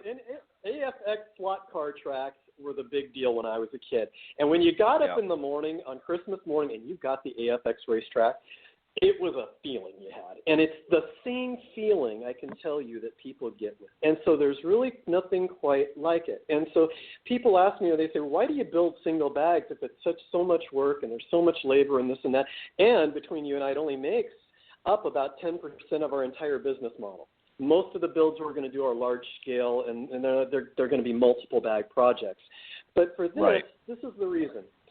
When I came out of college and I worked for Boeing, most large companies have very strict branding standards. And from a design standpoint, they're going to be very strict in what they're going to allow to go on their golf bags or anything else. The reason that I wanted to bring single bags in is because it allows people to get extremely creative. And by them doing that, especially in today's age of tech companies and more progression happening with branding, it allows us to show that, which brings us more business from that direction. So I get more gratification, I think, between you and I, Ted, than probably I do from single bags than I do out of large-scale builds. Well, it gives you also an option to, like you said, to allow somebody else's creativity to come into it, and again, it appeals to a different market. I think if one of the I guess criticisms that I would have with some of the traditional equipment and accessories that you see out there, and especially for the guys, for the ladies, it's different. I mean, you go in to look at the apparel side of things. We'll talk about that in a minute, but in a lot of cases, it's very boring for the men's apparel. It's all the same thing. 1 year it's stripes, the next year it's solids, and now they're starting to get a little bit more creative and a little more colorful. But for years, I could basically take the same golf shirt and just put a new tag on it because it was the same one that they sold last year. And with a lot of the store, and it's true. I mean, now there's a lot of great entrepreneurs that have come out there that have come out with some different materials and some different styles and things like that. And especially for somebody in our age group, we're in that age group now that believe me, it gets worse. The styles and that because listen, just go to any of your major stores and you'll see what I'm talking about. But anyways, all kidding aside, but so it's great and refreshing that's you've done. Let's talk about apparel. You've got some interesting news here. You've created a partnership with Phoenix XL that you're going to be launching here in April. They're the official apparel provider to the Asian Tour. That is correct. And Michael Moore, it's funny because we're all friends. All of our business, we have 4 business partners together. We're all friends. We all work together. People of great integrity, believe in running businesses the way with a family-owned philosophy, and which I believe in. I've always said with our company that we will only grow as fast as we can take care of people the right way. It's an important thing to me. I was with another family company for many years, and saw a conglomerate buy it out and ran it into the ground. And not to say all do that way, but it's really important to me that we take care of people the right way. The apparel partnership, I was in my younger days. I was an apparel designer. I've watched the evolution just as you have. You saw the 80s and what the khakis and nothing wrong with khakis. But it was very standardized back in the day, and then things began to change, and we started to see some good things. I think one of the things that's really come of age is textiles. I think fabrics have really made a nice leap in the last 10 years. And so what we're doing is it's really the same concept, if you will, Ted, to what we do with golf bags. It's something I'd been planning to do for years.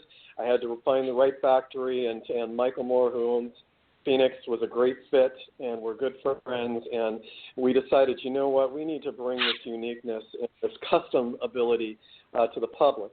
And so what we're doing is we're actually, and again, there's nothing wrong with folks who have companies who want to take their logos and put them on another brand's shirt. That's fine. Right. But what we're providing now is people are coming to us, and we're actually creating custom designs just for them on the finest moisture-wicking fabrics that are out there. And they're out on the tour now, as you saw with Bullseye Sports, who is one of the lead sponsors I build for. And with that, they're going to get something that's totally unique and creative to their company. I'll give you an example. I got a call from a gentleman off the tour who owns a company called they have Buckley Powder, and basically what it is explosives. And major company in the United States, and they wanted something unique. You know, they've seen our work, and they said, you know, we got to come up with something else. And so, literally, his stuff that we're working on right now, it's an explosion on the shirt. And it's those kinds of things that are, you know, you just can't do in other places. And we've actually been able to engineer this down so the minimums aren't too low. But on the other side, you know, there's certain minimums we have to and guidelines we have to stick within. But what we're also going to do in April is we're going to bring our Phoenix line, which I'm going to have my own edition shirts that'll be done for certain tour players on the line. And then we're going to also be able to provide some retail options, too, for people, which is something that is kind of neat, and we'll have that involved, and some of my collections will be involved in some of those, too, with Phoenix. So it's a neat thing that, like I said, it's something I've wanted to do for many years, and we're finally here, and it's funny. I've been doing the custom work now for almost 2 years, which has been phenomenal, but this is another aspect to it, and we had a great PGA show and signed a lot of the brands that we're doing work for, including Vertical Groove Golf. We've been talking to R-Golf, R-Coast. We're talking to all these really up-and-coming companies and helping them do something unique, and that's really what this is all about. Yeah, and that's, you know, everybody, you know, you always hear this sort of buzzwords going around, growing the game and that, but it's not just the teaching side, and it's not just the playing side of the game. There's the other components as well, and that's one of the reasons why I do this show is, you know, I make no bones about it. I'm not trying to compete with the Golf Channel here and talking week in, week out about, you know, who won the latest PGA event or LPGA event, things like that, because that's what the Golf Channel does so well. But there's so many great companies and so many great teachers and instructors out there that the general public maybe doesn't get a chance to see or hear showcased unless they get a special feature or something on something like the Golf Channel or ESPN Golf. So this is one of the reasons why I put this program together, was really to be able to create a forum, if you will, of discussion, so we can talk about companies like you and showcase some of that talent out there, because it really is a talent. It's not just you know, a bunch of guys talking about golf swings week in, week out. It's about showcasing companies as well, and you know, and helping grow the game in that area as well. Certainly appreciated by all means, and there are, like you said, I think the good news in all that is I think because of social media, Ted, I do believe that the work that you're doing, these are the types of things that allow some of these young companies who do some beautiful work out there. And right. I mean, I can't even tell you the number of putter companies, I think of companies like Putter Lounge and they do some, Kurtenbach family does some beautiful work, and now they have carbon putters. I mean, you look at a lot of these, and there's a lot of stories like that out there who do phenomenal work, don't get a lot of press, but the more that they can be emphasized in this day and age, people can look and say, hey, you know what, I got more options than just the generics that we've been used to over the years. You know what I mean? Right. Yeah, and that's so true. And you're seeing a lot of innovative people come into the market that maybe never, you know, I can even remember years ago when Nike first got into golf. I mean, you know, people kind of laughed at that. You know, even though Nike was a phenomenal brand on its own, people just didn't envision, and yet they rose to be one of the top. Now I know that they've recently made some changes, but and are sort of, I don't know if they're out completely now, but they're sort of weaning themselves out of golf a little bit, or at least that's the last I'd heard. But here's a company that was, really started with the likes of like Michael Jordan and others in basketball and other sports areas, suddenly decided they were going to bring their hand. And, who do they get under their wing but Tiger Woods, one of the best golfers on this planet. What a feather in your cap to have as a new company to get, the best player in the world at that particular time. So, and again, it was just through that innovation and drive and determination. And there's been other companies as well that are up and coming and doing that. I want to give you, because I know that this was something that you specifically wanted to talk about. Explain to the listeners the Folds of Honor, what that's about, why that's important for you to be involved in that. Well, there's a few things that we're talking about, and I that are important to me, and one of them we'll maybe mention Catfish Hunter in a few minutes too, and these are things that are helping people, and I always said, I was telling my wife years ago, I said, as we get stronger at what we do and we get in a position, we need to start working to give back in certain areas. Well, Ted, the challenge when you have a visual company, and it's a wonderful problem, let me tell you, but we get an average during peak golf season of 100 to 200 requests a month for donations, for giveaways, for sponsorships, it's such an honor that people would come to us for this, and some of the most special organizations you can imagine. My wife is a heart transplant coordinator for Children's Hospital, has been for 27 years. She's one of the most kind, noble people you can ever imagine, most selfless human beings, and takes care of little children. It's a wonderful thing to see, and that is obviously children's is important to us. The Folds of Honor, what I love about what they're doing is that they're supporting the veterans' families, and to me that's and the other thing that you have to put into it. We're talking about Tony Beata and Mr. Rooney, who are probably two of the kindest people, I know you know who they are, that I've ever met. And they're taking 90% of their proceeds and going to take care of families. And as you know, in this day and age of nonprofits, that is a pretty astronomical number. So yeah, that's incredible. I believe in them. I am blessed to be able to build for them and their players as they become a new sponsor in the last couple of years. And so we built for Mr. Funk and Mr. Lehman, who just won this last week. It was their first sponsorship win, which was fantastic. Michael Allen joined them this year too, and which is neat. So, and he has some neat bags and stuff for them. But we're going to join them with their catalog work and get some special things out there, so we can take part of the proceeds and go to their organization because we feel it's the right thing. But really special sponsors that we work with there. My uncle is, I think you'll know the name. I mean, a lot of people who are our age know, but I don't think the young folks know as much. I was blessed to grow up as a nephew of Catfish Hunter, the pitcher for the A's and the Yankees. And it was funny when they were winning World Series in 72, 73, and 74. I have my own uniform when I was sitting in the dugout with my cousin, his son, and I've got all these in my memorabilia room here. And I didn't even know what I had at the time. I was 7, 8, 9 in those years, so I didn't know what was going on. But when the Seattle Mariners ended up coming here in 1976, Jimmy started coming here to pitch and had joined the Yankees. He actually started free agency after Finley wouldn't pay them, and signed with Steinbrenner. And so we just happened to be at his house when that all went down in North Carolina. And he ended up coming here a lot, and so.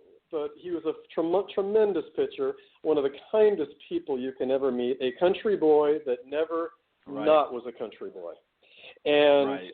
But Jimmy developed ALS, as you know, and anyone out there who's been around ALS knows what a catastrophic disease it is. It's when you see people with it and you know there's no hope, and it's something special. and for people to. And so what's happened is my aunt chairs. It's called the Jim Catfish Hunter ALS Foundation, and I try to get people there as much as I can. And this is actually to support. Just like with Folds of Honor, it's to support the people who are afflicted, in this case, with the disease. And because if you've been around it at all, you know the kind of care they have to have. And so it's just something that's important to us. And so is what it's round the clock, and you're right. It's you have to give kudos to those that have family members that are afflicted with ALS.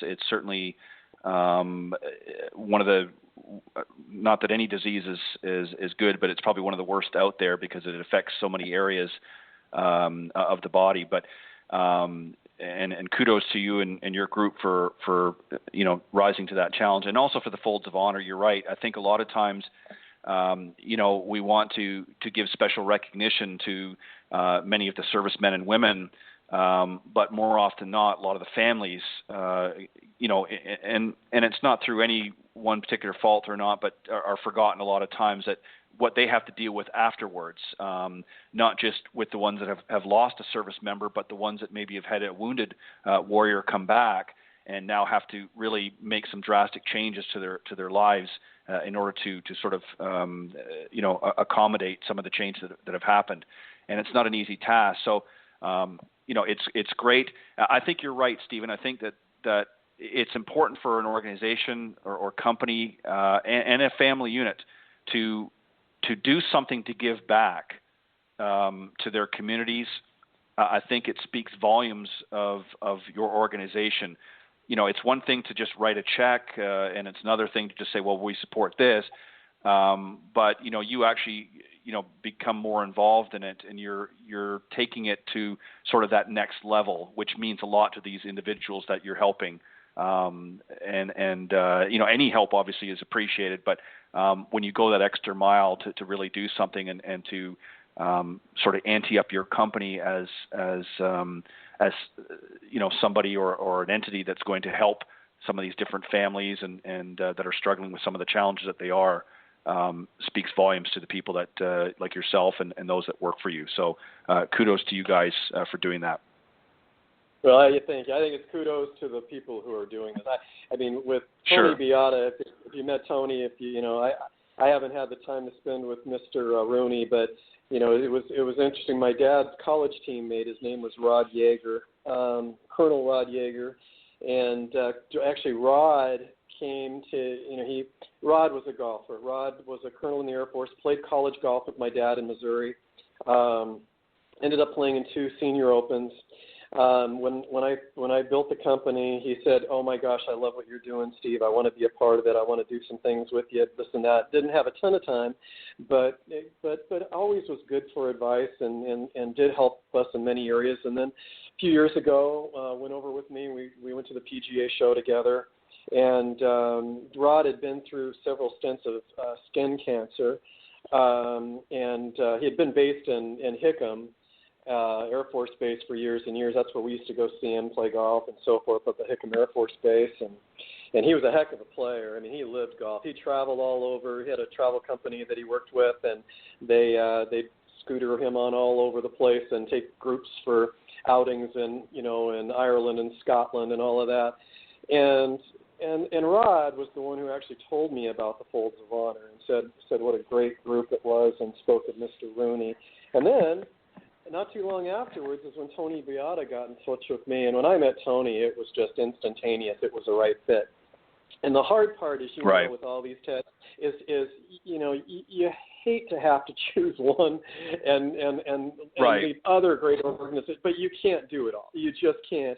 But this was, for me personally, I believe where we're going with this, with Folds of Honor, is the right fit for what we do, and it's the right fit for moving forward. And the reason I was telling you about Rod was because we lost Rod last month.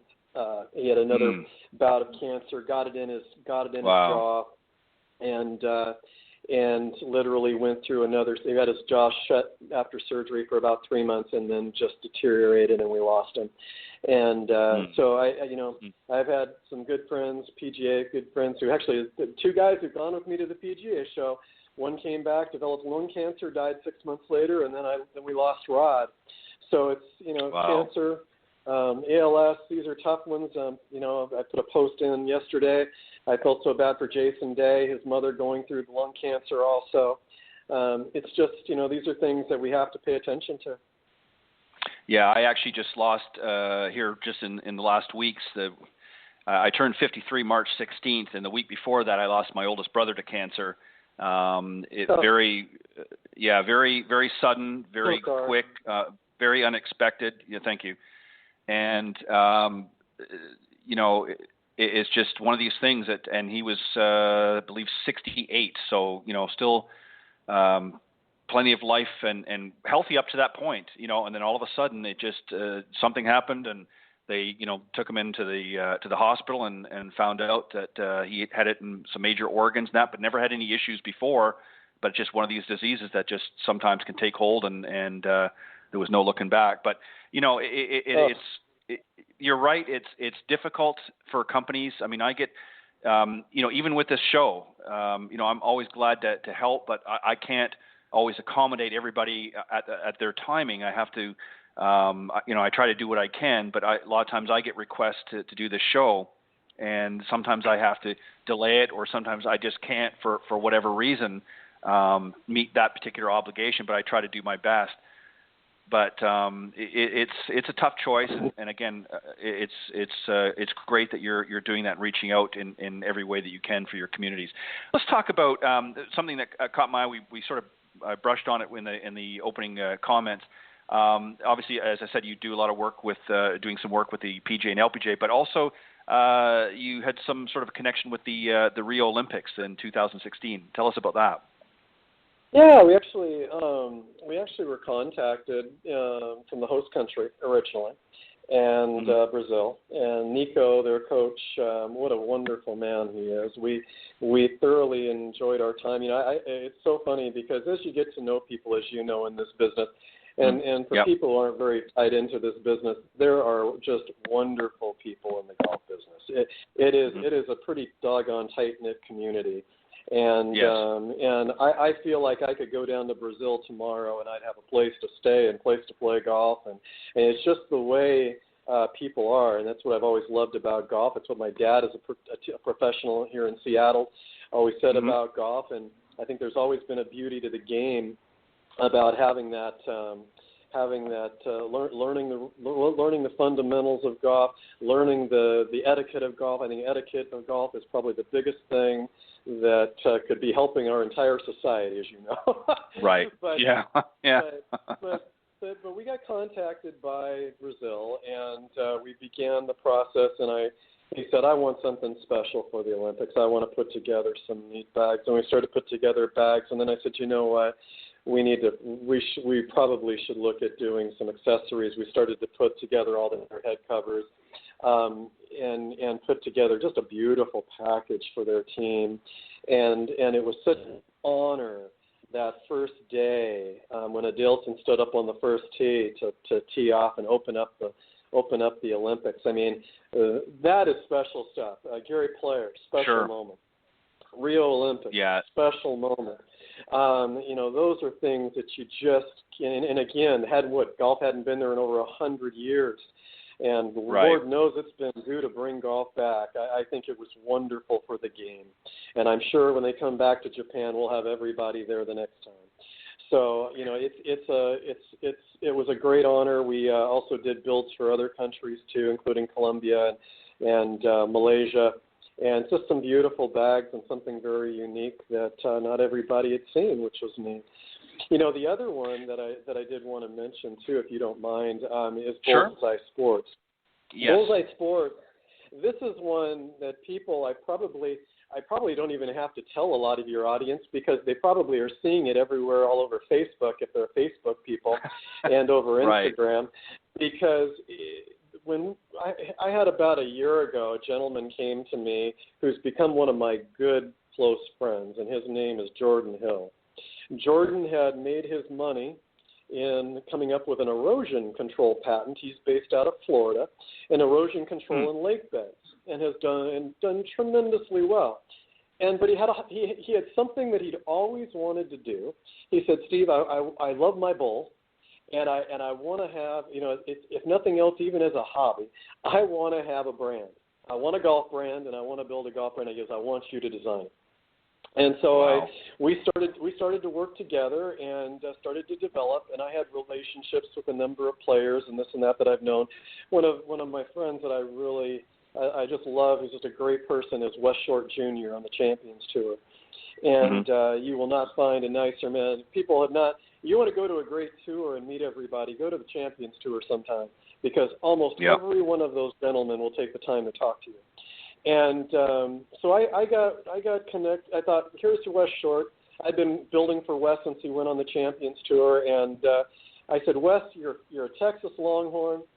How can going with Bullseye Sports as a sponsor be bad? so we connected them, and then we started adding a bunch of young bucks to them, and just made some really fun, creative design wear. And the one thing I loved about Jordan wasn't looking to make a ton of money per se as far as marking up stuff where, the shirts that he has, the quality that are there are, $70 shirts and retail. Right. Well, he decided, you know what, I'm bringing it out to the public, and I'm bringing it out at $39.99. And so we started to build this wonderful brand. And I'm not kidding, Ted. I can't even build the product fast enough to put it to have available for him. And so it's all done online. The people on the tour stops just love it. Wes was a very 80s dresser, like you and I know. When I first met him, I got to tell you, he's one of the most dapper, outstanding-looking gentlemen on the Champions Tour right now, and has some fabulous-looking bags, and they have a lot of fun with it. But it's really, really neat. It's an exciting new brand, and I'm thrilled to be a part of it, and I'm proud to call Jordan one of my good friends. I'm going back down to Florida next week, and then back to Florida again 2 months later, and I'm going to be spending time with him and his wife. And these people, they call literally almost every person that comes through the turnstile to order. They talk to them. And one of the things that I will say in business, and I've been in business a lot of years, so I've got some age on. I used to say it's not the age, it's the mileage. Right. And so the thing that I hope with younger people who are in the business who are out there keep in mind moving forward, I've always been amazed is that in this business, so many people do their business dealing strictly online with email and don't put a voice to it and don't put a person to it. And I got to tell you, I try as much as I can, and I told them early in their game, I said, listen, you want to make an impact with people, take the time to talk to them. And so I try as much as I can to call people, and it always amazes me how many people are shocked that an owner of a company would actually call them. But the reality is it's what makes your business what it is. And so I understand that you can't do that once you get to a certain point, but I'm doing everything I can to keep it as tied as much to that as I can. And but it's real important. People need to talk to people, and it's how you do business. And so anyway, but this line for Bullseye Sports, people can take a look at them. It's called bullseyesports.net, and the Bulls is B-U-L-L-Z, as in zoo. And it's letter I and then sports.net. And they will get some of the greatest value of apparel out there. And it is beautiful stuff. It really is. And we've done their accessories and other. Well, I might ask you to do me a slight favor and reach out to your friend Jordan and tell him I'd love to have him come on as a guest. And maybe you can put a bug in his ear, and I'll certainly reach out as well. But I think that would be an interesting story as well to share and give him some additional exposure for his brand in that. But you bet. Jordan would love to talk to you. Yeah, I think it'd be interesting and just sort of to carry a little further on what you're doing in that.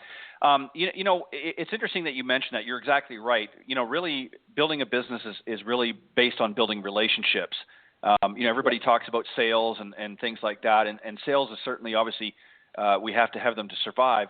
But really, the sales are based on relationships. And you're right. In this technological age, obviously we have things to speed the process up. But I go back to, and if anybody had been watching the Golf Channel here lately during the Bay Hill, they've been featuring a lot of stories net about Arnold Palmer. And Arnold was really not just the king on the golf course, but king off the golf course. He made a point, and I forget now the player. I know he did this for everybody, but the player that they were interviewing, I'm not sure if it was Watson or somebody in one of the segments, and they mentioned about how every time that they won out in the PGA Tour, Arnold Palmer sent them a handwritten note. And, especially when they, not just his tournament, but, other tournaments, whether it be the Masters or what have you, he would send them. Now, obviously, over time, I think he may have not necessarily done handwritten, but just because the volumes. But he made a point of doing that, and I think that's why people connected so well. It wasn't just his fame out in the golf course or his brands. It was his personability and his relationship building skills.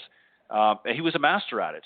He was, he looked you in the eye, he shook your hand, he talked to you, and he connected with you. And I think that's why, probably more so, as many people appreciate and love, and this is no disrespect to him, Jack's traditions and his abilities, I think between the two, if you were to put them up against one another, I'd still say Arnold would probably come out on top, even though he may not have won as many tournaments overall, or certainly majors. But just their personalities, as Arnold was much more of a people person than I think Jack was. Oh, exactly. Jack certainly was friendly, you know what I'm saying, but just personality style. Hands down. And that's why, Hands down. Right, that's why, yeah, and again, I love Jack Nicklaus. He's phenomenal, and he's a wonderful person. He'll give you time of day, but their personalities were different, and I think that's why Arnold was so beloved in the golf industry.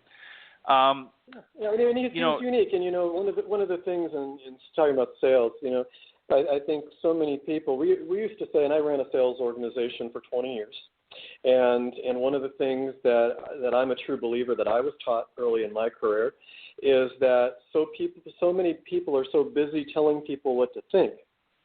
They're not. Right. They're not asking them how they feel. And the reality, I used to. I'm going to bring dating out on you here, Ted.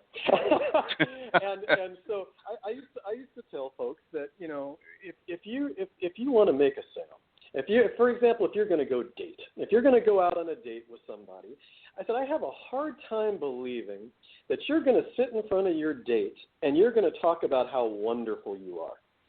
I said, right. I think what you're probably going to do if you're going to be successful in that date and develop a relationship is you're going to ask about the other person and who they are and what they do.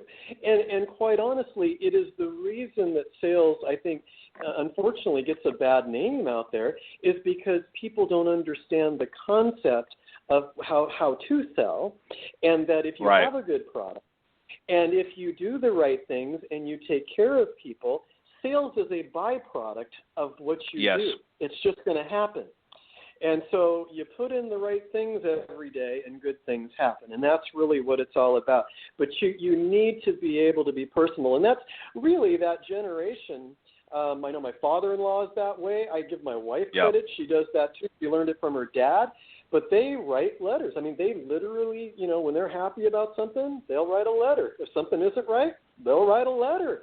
And it's a lost art. But no matter what, always the ability to involve and engage people is a really important thing to do in business.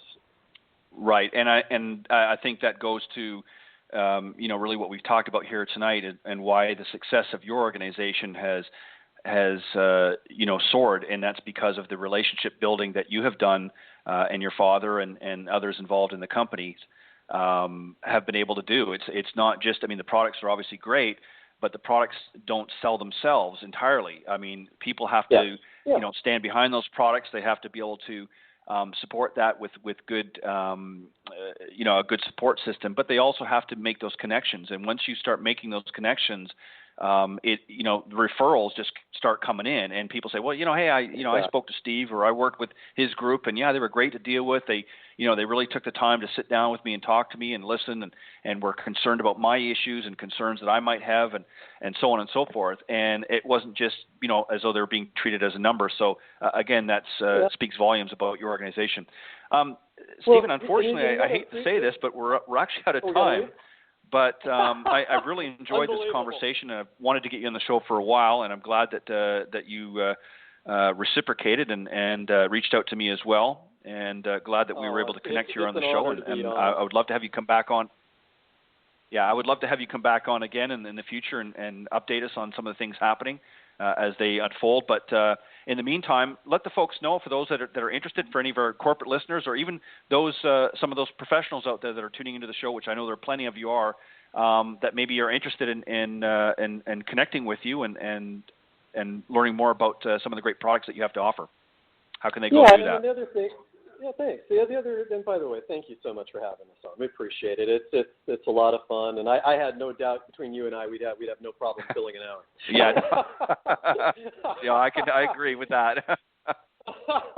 But here's the thing, there's a lot of special things, and even for the general consumer and the everyday Joe golfer out there, there's some really special things that we put out. One of the things that I think people would love, and I don't know many who are doing it this way, but one of those beautiful things we build is leatherette stand bags, and they literally are some of the most beautiful bags you will ever see. But people can come online, take a look at us, and you can obviously always join us on Facebook. We're easy to locate. The website is www.ufotourgolf, all one word, .com. And we're on Facebook and Instagram and LinkedIn, and we're on all the social media. And one of the things I think your folks will really enjoy, whether you're a company or a pro or an everyday consumer of golf and just love to play golf, is coming to our Facebook page at UFO Tour Golf.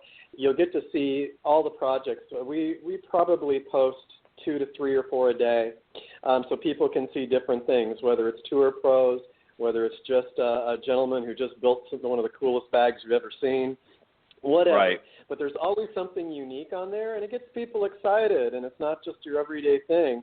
And this is, quite honestly, Ted, between you and I, the reason that I will probably do this work until the day I drop, because I just love doing what I do. I could not imagine doing anything different than this. Well, and I think you have to enjoy what you're doing, as I enjoy doing this every week. Here Thursday nights at Golf Talk Live, Tuesday mornings on the golf show. Good friends